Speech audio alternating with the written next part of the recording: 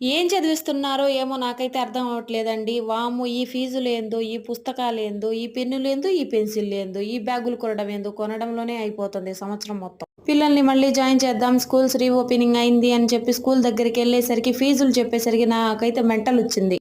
ఆ ఫీజులు మాట వినేసరికి నాకైతే ప్రాణం పోయినట్టయిపోయింది. ఏందిరా ఈ ఫీజులు? ఏం జేస్తున్నారు ఈళ్ళు? ఏం చదివిపిస్తున్నారా అంటే నాకసలే అర్థం కావట్లేదండి. నేను చదువుకున్న రోజులే బావున్నాయి. ఇంటర్ నేను రూ. 4000లో చదివేశాను. అందులో రూ. 2000 మా అమ్మ కట్టను గూడా కట్టలేదు. ఎందుకంటే నాకు స్కాలర్‌షిప్ ఫీజుకొచ్చేసింది. ఈ ఫీజు విషయం వినగానే నాకైతే మైండ్ అప్‌సెట్ అయిపోయింది. ఈ అప్‌సెట్‌ని ఎలా డైవర్ట్ చేయాలా అని చెప్పి చూశాను. బయట తిరిగి చూసేసరికి రైట్ సైడ్ వైపు మంచూరియన్ స్టాల్ అయితే ఉంది.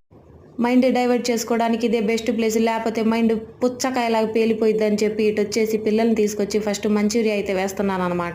ఏది ఏమైనా పిల్లకాయల్ని చదివించాలండి. వాళ్ళ భవిష్యత్తు బాగుండాలంటే మనం కష్టపడాలి. అదే నాకు తెలుసు. నా వీడియోస్ కనుక మీకు నచ్చితే లైక్ చేయండి, షేర్ చేయండి. తప్పకుండా సబ్స్క్రైబ్ చేసుకోండి. Thank you.